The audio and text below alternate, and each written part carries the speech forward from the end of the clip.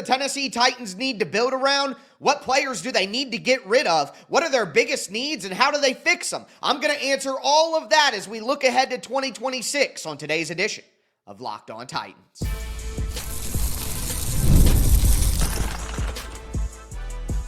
You are Locked On Titans, your daily Tennessee Titans podcast, part of the Locked On Podcast Network. Your team every day.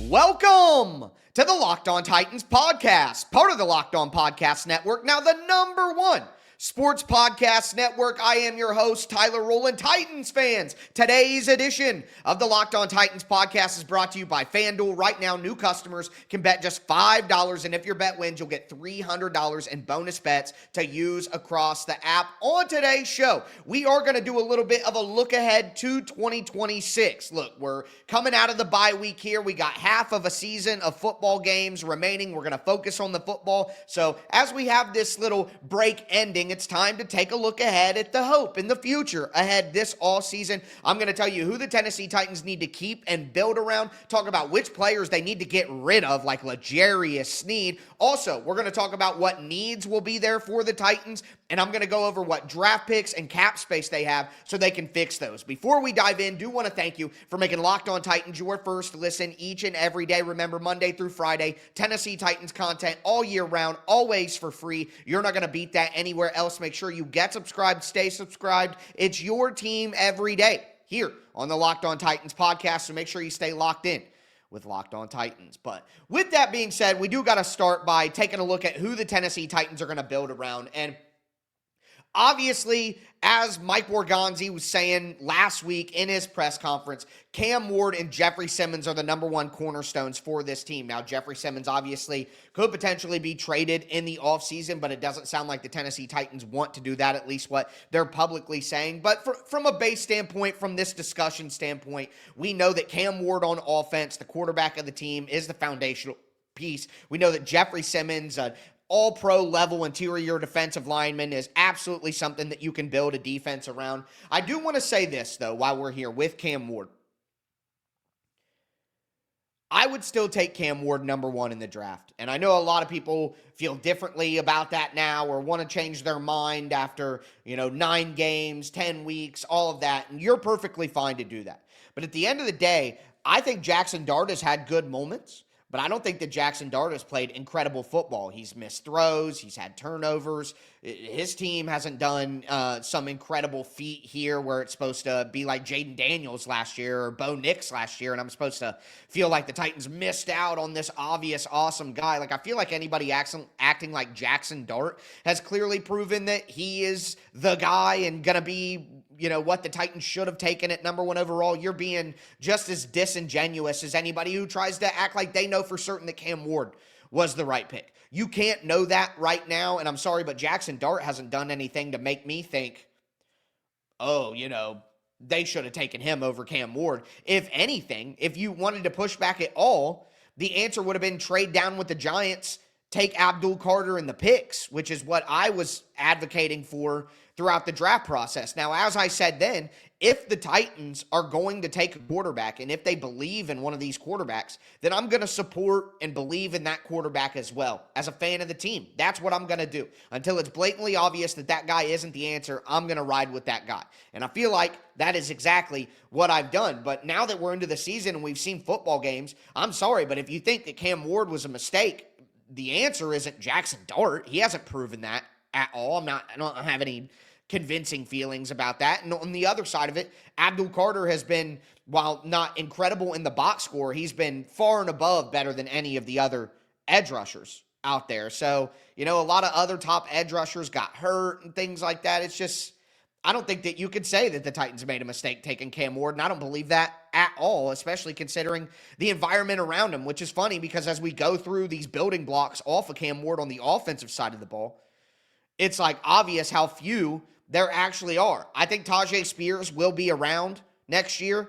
I wouldn't consider him a building block, though. I wouldn't say that. Now, Chim Dike as a returner and a utility wide receiver. Alec Iomanor as a starting wide receiver for the Titans, although I don't think he's a number one. I think those are guys that you can build around. You can start to build around. They aren't the cornerstones like Cam Ward and Jeffery Simmons, but those are building blocks for the team.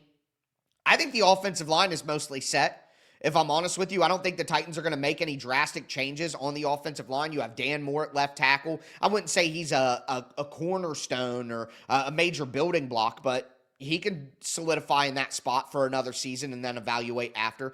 Peter Skoronski at left guard, absolutely a building block, a cornerstone player that they can build the offensive line around. We'll talk more about Pete as we get into the financial sections, but I expect Peter Skoronski to be getting a contract extension this offseason.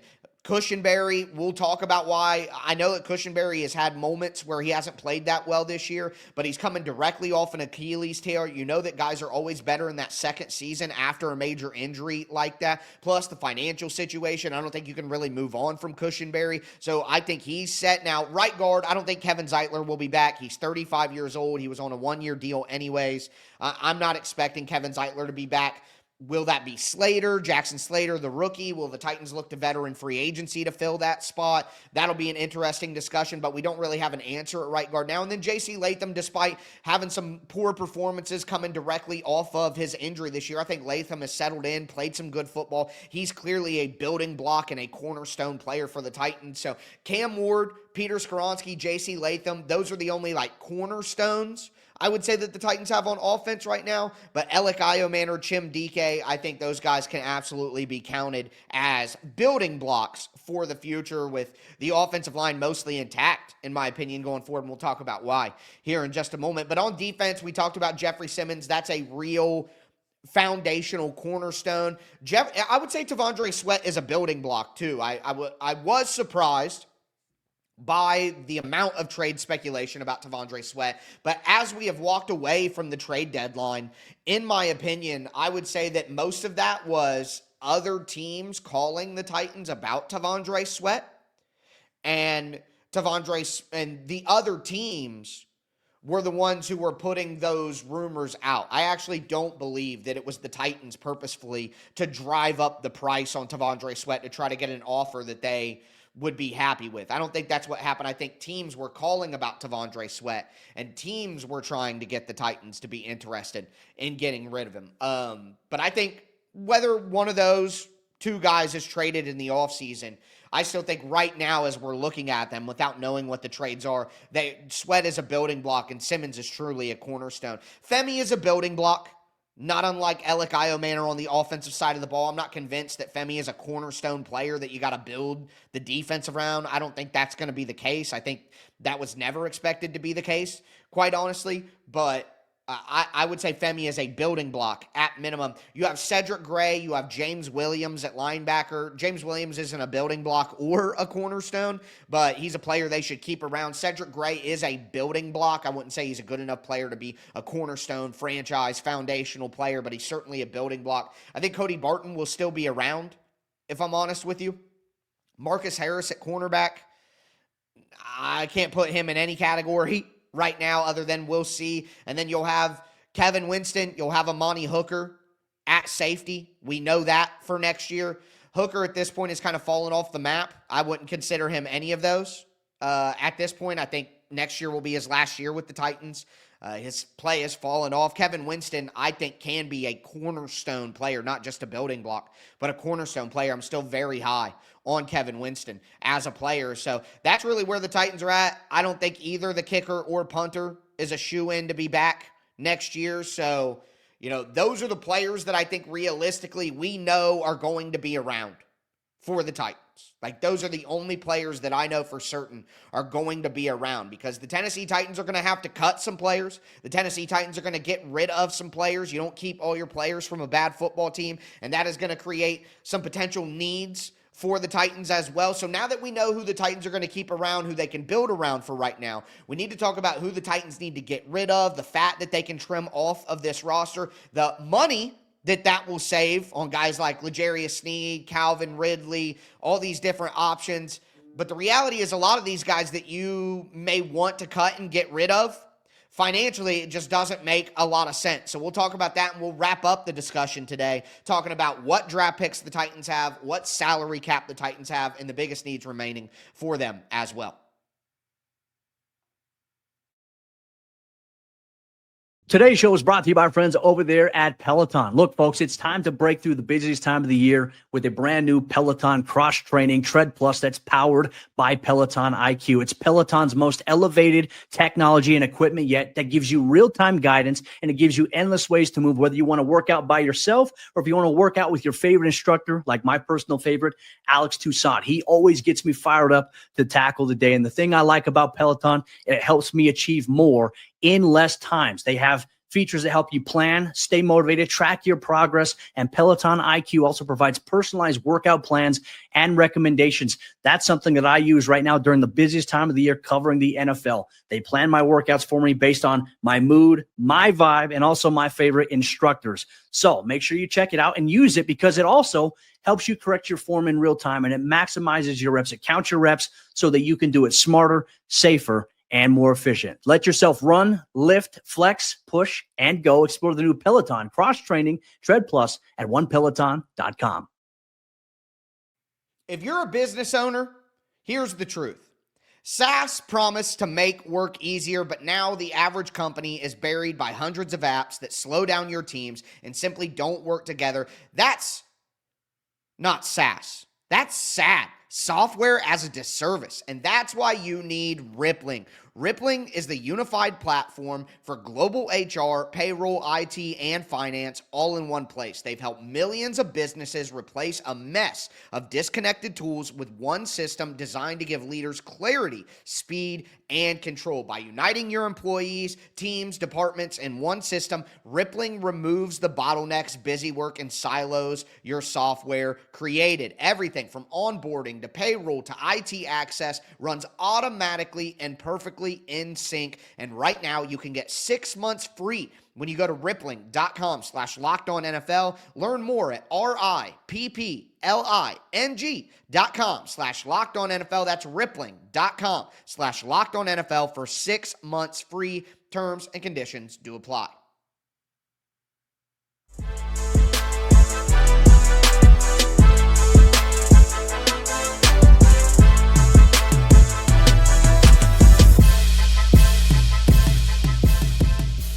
Titans fans, let's continue today's edition of the Locked On Titans podcast.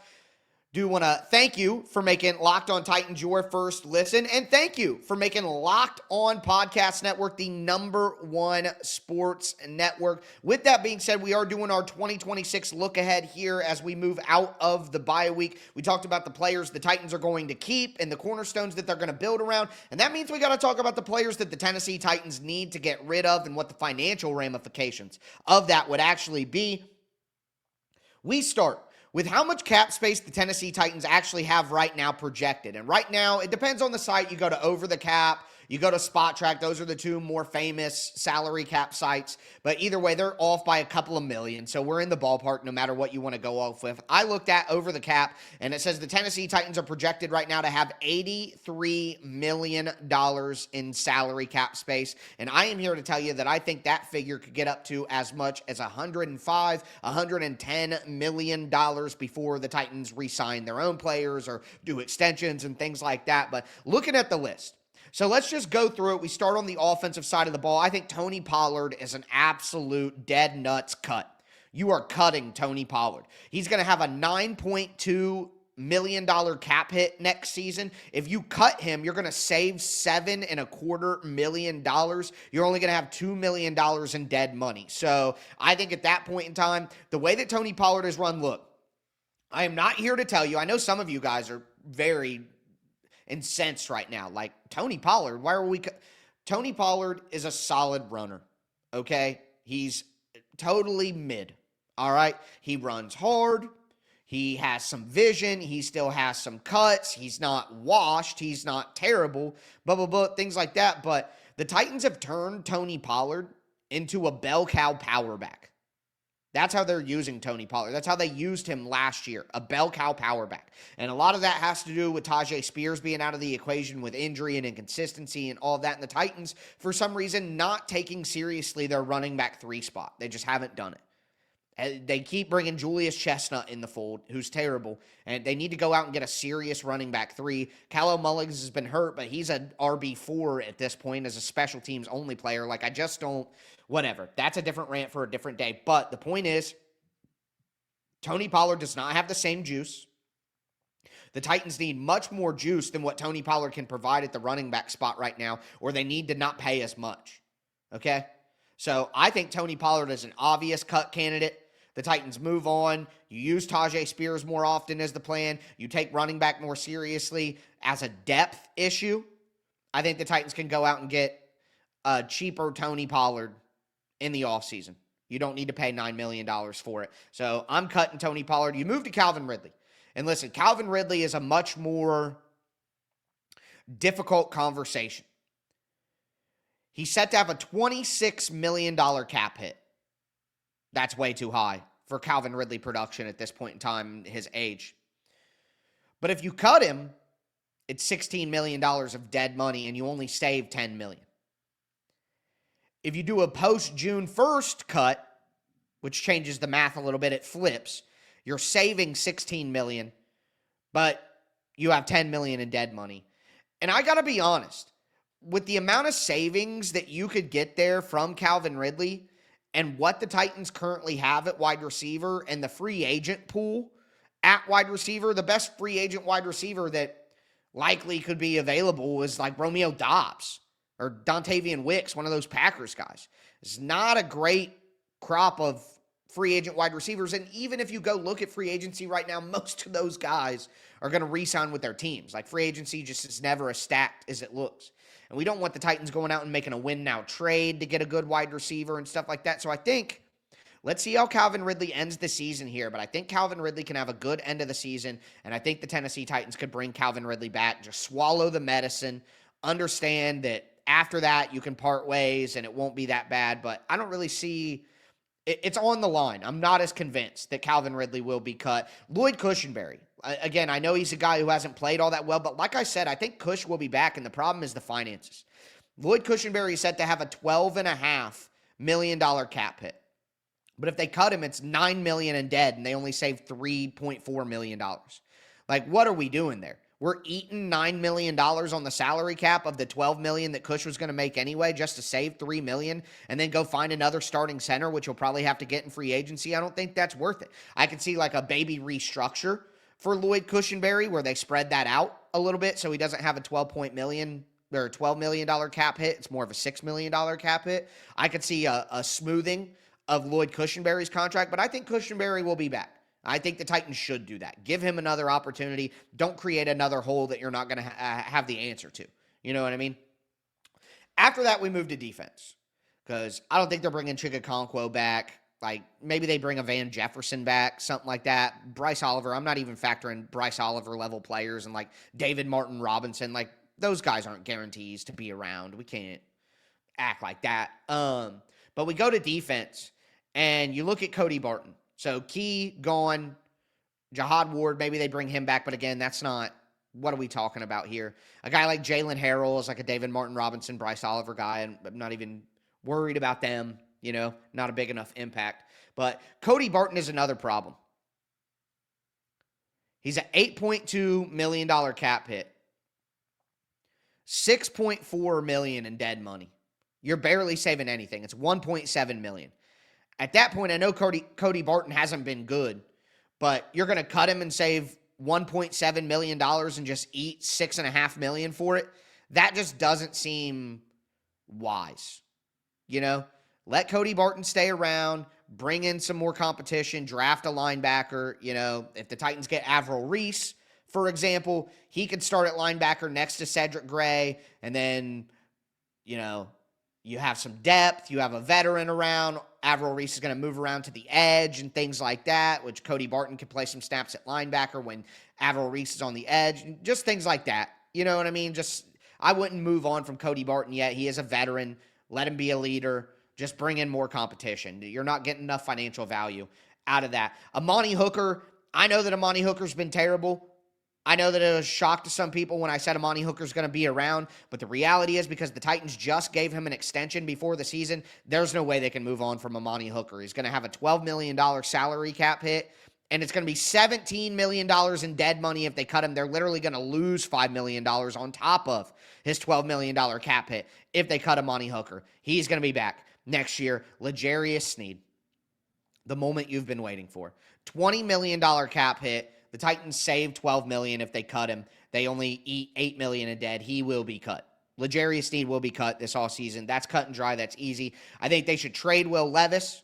You're going to save $2 million and get $1 million in dead money if you do that. I think that's the only logical way, because if you cut him, you eat the $2 million and you only save $1 million. It doesn't, I guess it's such a small thing, whatever. Doesn't really matter, but I think they should trade him, and I think they'll have an opportunity to for a 6th-round pick, something like that. Like I said earlier, extend Peter Skoronski. That's a move that the Titans need to make. Won't really affect the 2025 salary cap space too much because it'll be an extension that'll kick in 2026. But either way, or kick in 2027 and happen 2026. Living in the next year, Tyler. But I think those are the players that will likely be cut. Tony Pollard, L'Jarius Sneed, Xavier Woods also, $5 million cap hit, $1 million in dead money, $4 million saved. He'll be cut as well.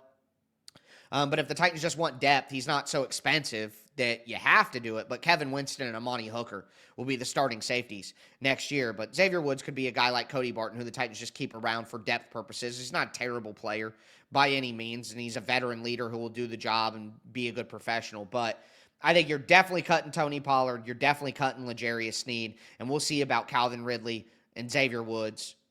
I think those are interesting cases. But now we have cut some players. We know who we're keeping around to build around. What are the biggest needs remaining? How can the Titans fix them? We'll go over that right now.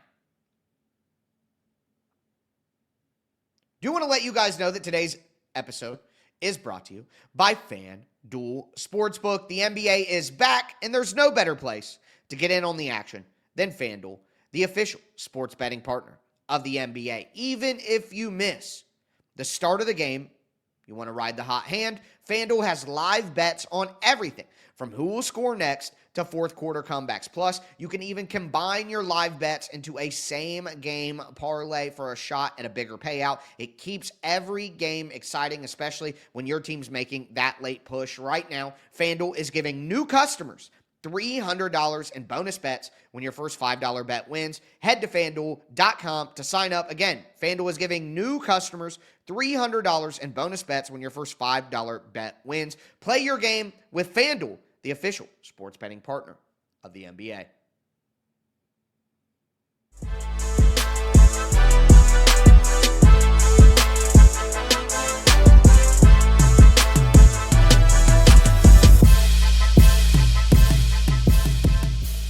Titans fans, let's cap off today's edition of the Locked On Titans podcast. Do want to thank you for making Locked On Titans your first listen, and thank you for making Locked On the #1 sports podcast network. Make sure you get subscribed, stay subscribed. It's your team every day. With that being said, though, the Titans right now have some major needs based on what we've talked about. They need a backup quarterback. They're going to need at least one running back, probably two, a starting level running back and a good depth running back. They need at least 2 wide receivers because they're going to have Chim DK. They're going to have Alec Iomanor. They'll probably bring back Bryce Oliver, Van Jefferson, something like that. They're going to need 2 more wide receivers. They're going to need another tight end to go with Gunnar Helm. Gunnar Helm is a building block. I can't believe I forgot him. You guys are going to crush me for that. Jeez. What a mistake. Gunnar Helm, how could I leave you out, man? I'm so sorry. My guy, Nightmare on Helm Street. Anyway, forgive me, folks, for that omission. We got it eventually, right? But they're going to need one tight end to pair with Gunnar Helm. I would like that to see more of a bigger veteran tight end. They're going to need a starting right guard. Maybe Jackson Slater can move into that role, but I'm not certain. I would keep developing Slater with the goal of maybe him taking over for Cushenberry in 2027. I would go out in veteran free agency and spend quite a bit of money at right guard. That's what I would do if I were the Titans. They're going to need 2, maybe 3 edge rushers. At this point, you have Femi and then nothing else that you could really rely on. So 2 at least for your primary rotation, 3 for good depth. They're going to need 1 linebacker at least. I think they keep the 2 young guys in Barton, so they're going to need 1 linebacker. Would like to see a linebacker who's capable of competing for the starting spot. They're going to need 3 cornerbacks. At minimum, 3 cornerbacks if we're talking about. I mean, they're going to need more than that. You're going to need a 53-man roster and a practice squad, and you're going to have to use all that depth. But if we're talking about the players that they'll actually need to play, like from a general standpoint of injuries were off, I guess, they need at least 3 cornerbacks. 2 safeties to go behind Winston and Hooker, a kicker and a punter, most likely. But I'll tell you, wide receiver, edge, cornerback, guard, running back, those are the 5 biggest needs that the Titans have, in my opinion. Like, just from a roster standpoint, a talent standpoint, massive needs. The talent, if we did just the Titans need talent, the needs are a little different, but from a roster standpoint, like, they're going to have to add guys. Those are the biggest needs by far, but the good news is the Titans have a ton of assets. We talked earlier about having $83 million in salary cap space. If the Titans save $7 million from cutting Tony Pollard, 7.5, and they save $12 million from cutting L'Jarius Sneed, that's almost another $20 million. You're up to $103 million of salary cap space. You trade Will Levis, that's $105. I mean, that's a lot of cap space. You bring back a couple of guys, re-sign a Sebastian Joseph Day. You know what I mean? Re-sign, I don't know. I don't even want to re-sign anybody. I don't want Brandon Allen back or any of these guys. You know, re-sign Van Jefferson. You re-sign Sebastian Joseph Day. Moves like that. You re-sign Darrell Baker, for example. You make moves like that, you're probably still around $90-95 million in cap space. Or at least back down to the 85 where you basically started. That's so much cap space to work with, but here's the reality. I don't think the Titans are going to use a ton of that. Did you know you can use rollover cap space in the NFL? Like rollover minutes, like you used to have on your cell phone plan. If you don't know what I'm talking about or that sounds foreign to you, I'm aging myself. Uncle Ty back at it again. But you can roll over cap space. And this is not a good free agent class. I think the Titans could spend decent money at right guard. Maybe get a decent edge, get a decent veteran cornerback, but I don't think the Titans need to be going out there and spending all their money. Like, you don't do that and succeed. We just tried that, and now we're looking to cut Ridley and cut Sneed, and Cush isn't playing well, and, like, we don't need to do that. You know what I mean? That doesn't work very often. They got to draft and develop, and it's going to take some patience, but you supplement with free agency, and I think they'll give out one big deal, and it should probably be on the offensive line again, and just keep trying and throwing all your assets at that. That's what I would do. But then we get to the draft. Right now, the Titans have a first, they have a second, they have a third, they have a fourth, they have 2 fifths, 2 sixths, and a 7th. That's 9 picks right now for the Titans. Again, first, second, third, and fourth are all their own. They got their 5th back from the Rams in the pick swap with Roger McCreary. They got a 5th from the Ravens right now that's a conditional 5th-round pick that could be a 4th. They have a 6th-round pick, which is their own. They have a 6th-round pick, which they got in the Jarvis Brownlee Jr. pick swap, and then they have their own 7th. So the Titans have 9 picks. They have $80 million at minimum in cap space. They have a lot of needs, but they have some building block players, and they have some players that they need to get rid of as well.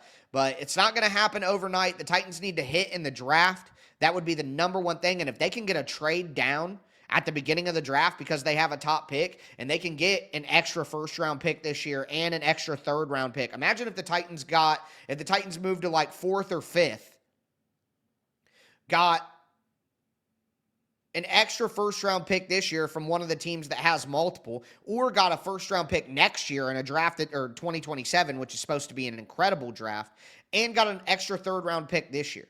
You know, 2 firsts and a 3rd, move back 4 spots, stay in the top 5, top 6, something like that. That would be an incredible trade for the Titans and would allow them to make some pretty big additions. You know what I mean? So that's what you have to hope for. But we got football left, folks, and we got half of a football season, and I am going to enjoy it. Okay, I'm going to talk about the football. I think the Titans will get 2 more wins this year, and we're going to talk about how many more wins I think the Titans will get. We're going to do a rookie report card and grade how the rookies have done in the draft class as well. So a lot of content coming your way, and then, Thursday show will be Crossover Thursday. We'll be right back as the Tennessee Titans come out of the bye with a big-time game. So with that being said, that's going to do it for me today, folks. As always, I am your host, Tyler Rowland, and this was Locked On Titans.